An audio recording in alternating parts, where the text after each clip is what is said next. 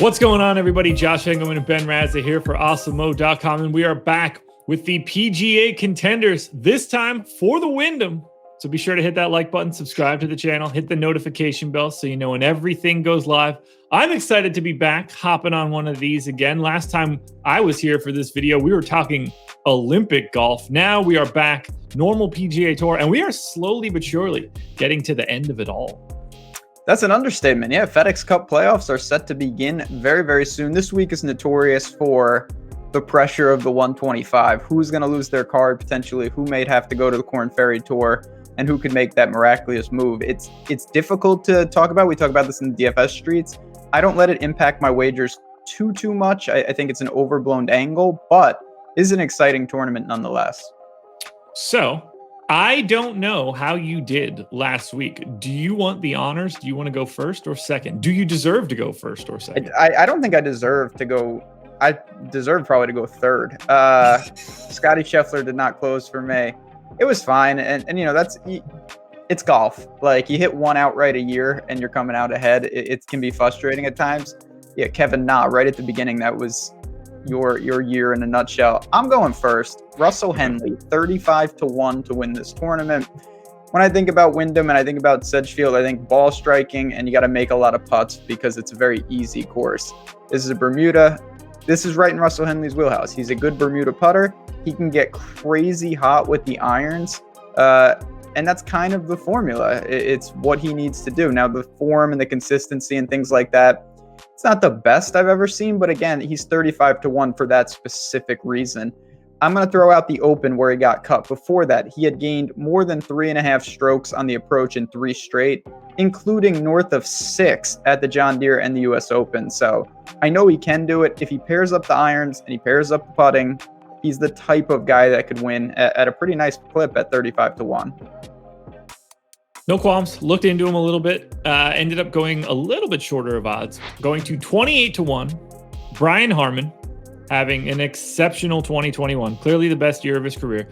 Tied for 6th here in 2019, tied for 27th in 2020. He's got 5 top 10s this year, and obviously I need the whole Megillah, but 5 top 10s doesn't hurt. Being accurate off the tee at Sedgefield is as good as it's going to get for you, and that's fantastic for someone like Harmon. Ranks 39th in driving accuracy.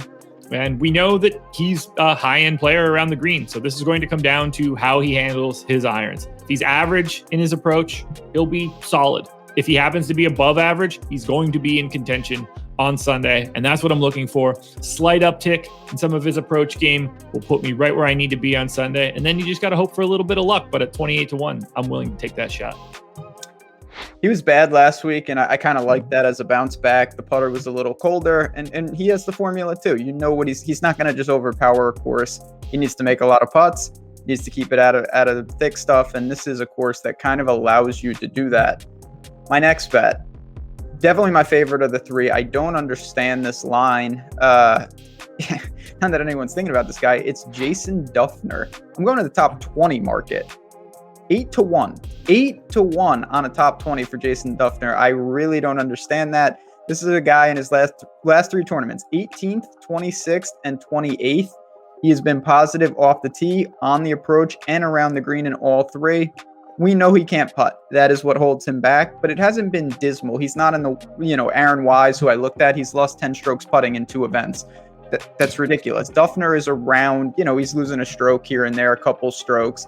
You can still get inside the top 20 for that. Maybe it caps your wins, your top 5s, things of that nature, but this is a good course for a guy like Dufner, a short hitter. He is striking it fantastic.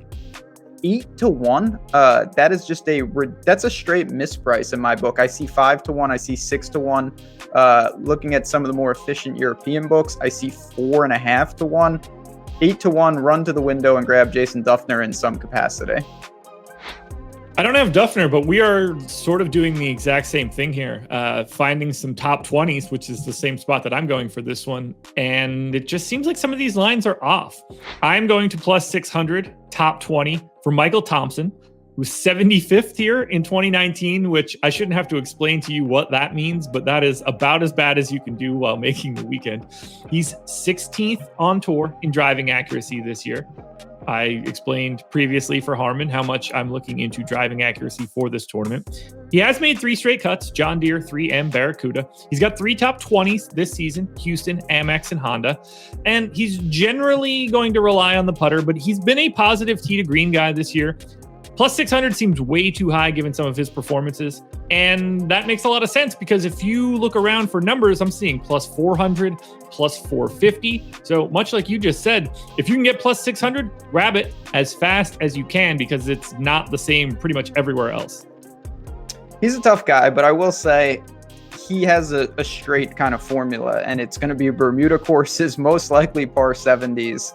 You know, Michael Thompson is someone we've seen where he plays a lot of it's Florida swing, and there's a reason for that. So I get what you're doing there. I'll be honest, I like Dufner a little more than him, getting 8 to 1 there, but it's the same ballpark. You're doing exactly the same thing that I'm doing there, and let's hope. I mean, top 20, it's not like it's not outright style. We could both cash that easily. I'm basically running back the exact same bet that I just explained previously for Thompson. We're going to the top 20 market once again. Same number, plus 600 for Bryce Garnett. He was tied for 6th here in 2019, missed the cut last year. Same sort of story here. Made 3 straight cuts, Barbasol, 3M, Barracuda, few top 10s, Puerto Rico, Corrales, Travelers. Another guy that's super accurate off the tee, 6th in driving accuracy this year. He's a good putter. Now, obviously, there is a slight talent gap between Garnett and Harmon. It's just tiny, just a little bit, but the blueprint's the same. The approach game's going to do everything here. But for Harmon, I need an outright. For Garnett, I just need to get to the top 20. So keep the ball in the fairway. Going to be a solid putter. It's all going to come down to what that mid to long iron game is going to look like. That's what I need. And this time I only need to get to the top 20. If either one of these hit, Thompson or Garnett, fantastic. Only need one of those guys to get into the top 20. And this is a absolute success for this betting card, given how ridiculous those numbers are right now.